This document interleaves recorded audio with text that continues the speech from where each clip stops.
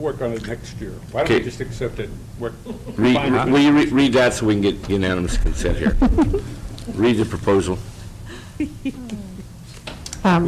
Business shall normally be conducted between 9 a.m. and 5:30 p.m. However, at any time from 5:30 p.m. onward, any member may invoke the 5:30 rule, at which time all business shall be adjourned except 1, motions on the floor shall be voted upon. 2, closed session items may be considered.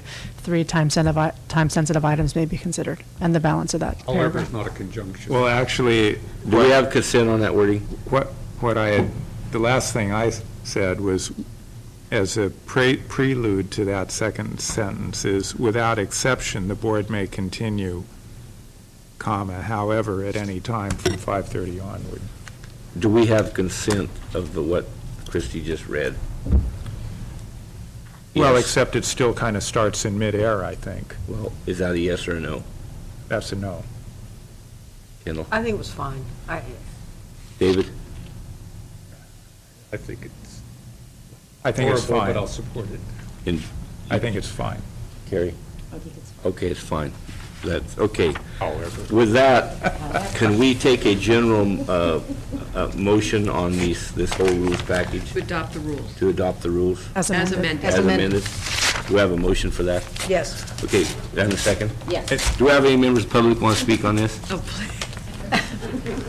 You know, I got to say, we just built in a ridiculosity to the rules, though, because we say normal business shall be concluded between 9 and 5:30.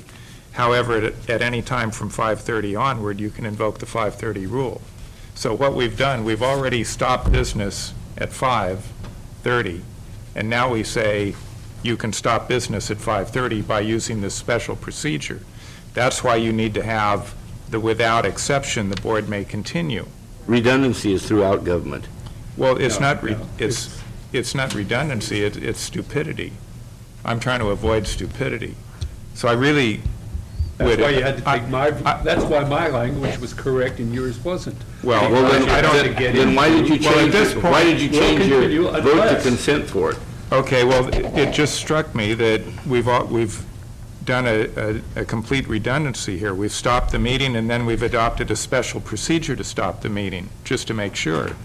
So I think we need to say something like, without exception, the board Yeah. may continue. That's good. I Let's concur put with in. that. Let's put that in. That's a connector between the two concepts. Right. That's I fine. agree to the amendment. Great, me too. Okay. Can we vote on the motion then, As amended. as amended? All those in favor? Aye. Aye. Aye. Aye. However. No, Is that a unanimous? no, I've said, the last time we talked about this, I said that the rules of procedures, they weren't broke, why fix them, and I don't. We just fixed them. So, excuse me, are you dissenting, Supervisor? I said they weren't broke, so why fix them? Okay. So is that a 4-1 with you dissenting on the vote? Exactly right. Thank you. Okay. We should go into closed session. Okay, we're going to move to our, The board action plan. yeah. Allison Glass, the Assistant CEO, and this is carried over from yesterday. And so this should be a pretty quick discussion.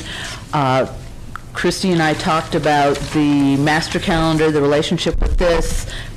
We had notes from yesterday's discussion, and so I've incorporated as much as I could into here.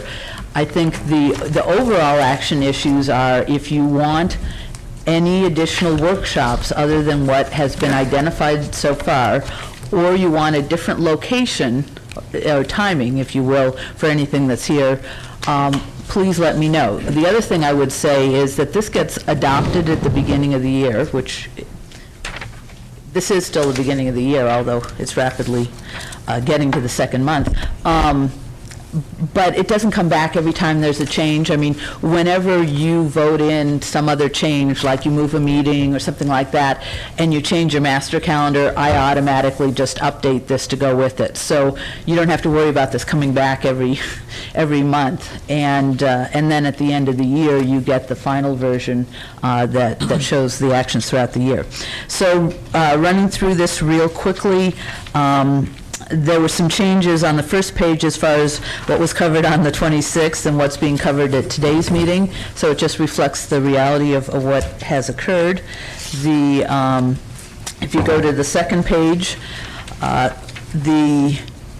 as I understand it from the master calendar, the fiscal workshop that was going to be on Monday, the 23rd, is moved to Tuesday, the 24th, because you have planning matters on that Monday, and it is my understanding that the afternoon is being set aside for that fiscal workshop, and that it will be protected from any other topics. So that's what the proposal is for February 24th for that board workshop, and the same thing is happening to what was going to be on May 18th is now May 19th, which is a Tuesday, but again, you would be setting aside, in that case, it should be all day for the fiscal matters. So I think it's important to know that by putting it on Tuesdays, it is a little bit more vulnerable to other board business getting in the way. The 19th really needs to be only budget stuff, because that is a key component in putting together the proposed budget. The February 24th meeting, I think we could do it in the afternoon, and in particular if, as you discuss your priorities, if you're willing to go past 5:30, if that's what it takes you. So I wanted to point that out, because that is a major change. Beyond that, what was the March 5th joint meeting between the Planning Commission and the board is now March 3rd, which is a board meeting, and again, the hope is that it could be sequestered maybe in the afternoon for that presentation. This also talks about the places where your off-site meetings are. The other thing is, bottom of the second page, the public hearing for the general plan was moved from March 30th to April 6th, so that is a Monday, but it's the following Monday, and you do have a board meeting the next day, so it's in a week in which you have a regular board meeting. Now, your board meeting the next day has the fee hearings, but that is not an all-day occurrence. So looking down, I've already talked about the May 19th board workshop. Then going on to page 4, this still has the Revenue Generation Summit, again, where we're focusing on sales tax and TOT and other things that require votes and are not part of the fee setting process. So that, at this point, is still July 20th. The to be determined is the Air Quality Management District, and actually, the other to be determined is on page 3 with this Ukiah City Council. But in both cases, the plan is to have that on a regular Tuesday, so it's just a matter of picking that day, and then we'll incorporate it in.